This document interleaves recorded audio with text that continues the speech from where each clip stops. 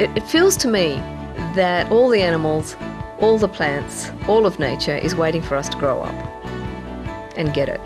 They don't go into the horror of what's happening. I'm sure they could if they wanted to, but they're really trying to be patient and to help us wake up.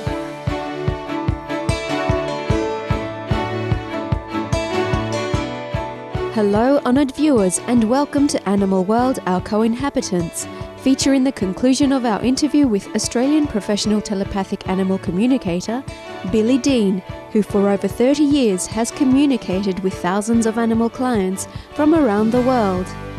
Ms. Dean is also the author of several books, including Secret Animal Business, about the vital role animals play on our planet, as well as a filmmaker and actress. One of her documentaries, Finding Joy, which she wrote, directed and starred in, won her the Australian Film and Television Industry, or AFTI, Best Actress Award. A strong supporter of animal rights, she and her husband operate the Ballyoncree Animal Sanctuary, a home to many rescued animals. Today, Ms. Dean shares some amazing insights she has gained from interacting with our animal and plant co-inhabitants. I know you're vegan.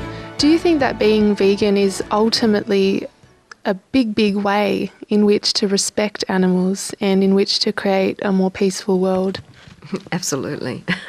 And I can tell you from the horse's mouth and the cow's mouth and the sheep's mouth and the chook's mouth that they don't want to be eaten. And I am seeing a lot of change.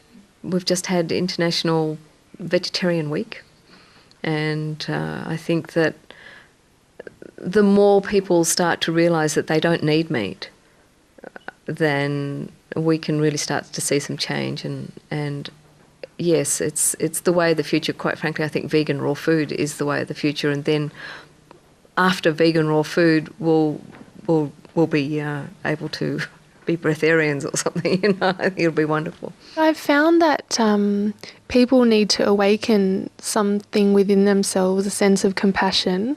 Does eating meat somehow hamper this? I do feel that people who have stopped eating meat do seem to be more spiritually aligned with the world of nature and animals. Well, there's a lot of new people who are coming, a lot of young ones, who can't eat meat, or they're in a home where they're forced to and they're struggling against it. And I know my daughter, you know, she's never eaten meat, and she refuses, which is good in our household. And a lot of her friends came into that awareness themselves. Oh, we want to be vegetarian. Okay. So it's wonderful, you know. So it's not to say that if you eat meat you can't connect, but I think that there is a different quality to people once they drop that out of their diet. And can the animals themselves sense if we eat meat or not? And does this affect how they interact with us? I believe they can, yes. They can smell it. I mean, I can tell now. I can walk through a crowd and know who's eating meat. They just feel more dense. And it's interesting. And they feel more congested in a way. And yes, they can smell it, they know. The horses have always said to me, we don't want to end up in a can, we don't want to be dog food. They don't want to be killed and they don't want to be eaten. One of my wild horses said, wow, I don't want to be dog food. That was the first thing he said to me. He was in the wild then and he was terrified. And I made a promise to him that he would never become dog food. And I said, my dogs don't eat meat anyway. So if a wild horse can have that thought, and he's never come across people really, then how are horse-human relationships going to be if these, you know, beautiful animals know that at the end of the day they're going to be eaten? So with the earth now as it is, how does our treatment of animals affect the energy? When we treat them in a bad way, how does that affect basically the world around us? When we speak and we think, we create a thought form. That thought form goes out into the world. When animals are crying out in pain, they're being slaughtered, they're being killed, they're frightened, that goes into this whole mix of human, pain and sorrow and suffering as well. And what we've done is we've created almost a wall of, heavy negative thought forms around us. And what that does is it makes us feel on a psychic level and much more depressed and anxious, and we don't even know why. But we're picking up on all the pain and all the suffering. So, yes, it's not a really good idea to have anybody suffering. On your website, I noticed that you have similarly said, animals are not for us to own. We are their guardians. They are our teachers. This is the soul pact we made on the other side of the veil. Can you please speak more about this? Yes, the animals, their souls can come from anywhere. I mean, I know this is a point of contention, but with my experience, I have found that souls actually come from anywhere. They can even have been humans. And a lot of cats, for example, are coming back, and they've been Egyptian teachers, not cats, but they were actually learned masters. I know in the Celtic tradition, they would say you cannot eat hares because there could be the soul of someone you know. And it's the same in other Indigenous traditions. And we do travel in soul families. So it's all sort of to do with karma and soul family, and they'll often come in as a guide and a teacher to be with us and help us. So yes, we do have a soul pact, and part of that pact is that they have come in to try and push our buttons, to try and help us grow, to try and open our heart chakra. And, they'll make great sacrifices in that way, but at the same time, they've got their soul path and their soul journey, and they're looking to us for our compassion and our care of them. Yeah, I understand that you can also communicate with plants and trees. So I'm wondering if they have any messages for humankind about how we've been treating our environment. I speak to trees all the time. One of them said to me, what you need to be doing is viewing every single person as love and as loving you. So if we think that everybody is love and everybody loves us, imagine what sort of society we would have if there was only love. And that came from a tree spirit. And what can people do to inspire an awareness within themselves? So the animals have got a lot to say about that. Over lots and lots of clients, they've given me a really nice framework.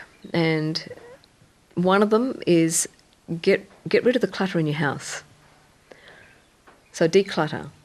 Make the house a sanctuary. Make it beautiful. Make it spacious and light-filled. They're also really, really sensitive to the thought forms and etheric imprints that we leave in the house. Turn off the news. Turn off all the murder shows that are sending out nasty thoughts that make us tense when we're watching them, because the animals in our home are picking that up. So what they're saying is clean the home, do a psychic cleansing, do a feng shui cleansing, do a space clearing, get rid of all that junk. Then they say, keep it nice and bright, lots of light. So many animals just recently have said we like light-filled spaces. So they want it light.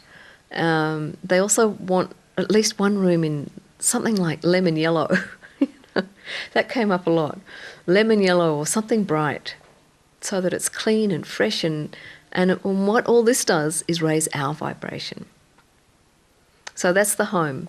Then they want the humans to do things like self-express, take time to nurture themselves, nourish themselves. What is it that makes you happy? So we really need to be finding what is our heart saying? What does our heart want? And then they really want us to go outside, take off our shoes, connect with Mother Earth and dance. And what this does is that it starts to build our frequency. It gets things moving, it frees up all the chakras and gets our mood up. You can't be depressed if you're dancing, you know. And, you know, I've had animals say, you know, to their people, go out and belly dance, and then chuckled, you know. And a lot of them just want their, particularly, go sit on the earth, go sit in the sun. If they're cats, they'll say, curl up in the sun on the earth. And this is a very shamanic thing as well, because, for example, the old Celtic bards the travelling ones would be barefoot, but the earth would be giving them so much information that's how they would get their inspired poetry, their inspired songs, because they knew the earth so intimately, and the earth would be speaking to them. And so this is the sort of thing that we have to get back to. And this is what the animals are all telling their people to do. And you know, I've had lots lately saying you've got to be peace, you've got to do meditation and yoga, and you've got to, you know, just get some sunlight and sit. And again, in the old teachings, we got energy from absorbing the earth and the sun. And this gives you life force. So there's all these things that we can be doing. And communing and listening. Learning to listen to the stones, to the plants, to the tree spirits, to the animals, to the wind, to the rivers. Everything speaks. Everything is alive.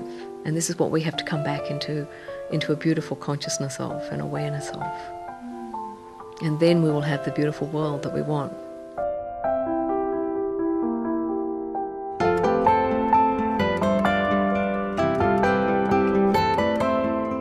We're grateful, Billy Dean, for your sharing the many touching messages you've received from our animal friends. Through your sensitive, thoughtful efforts, you are helping us understand the deep inner wisdom of animals and appreciate, honour and value their presence here on Earth.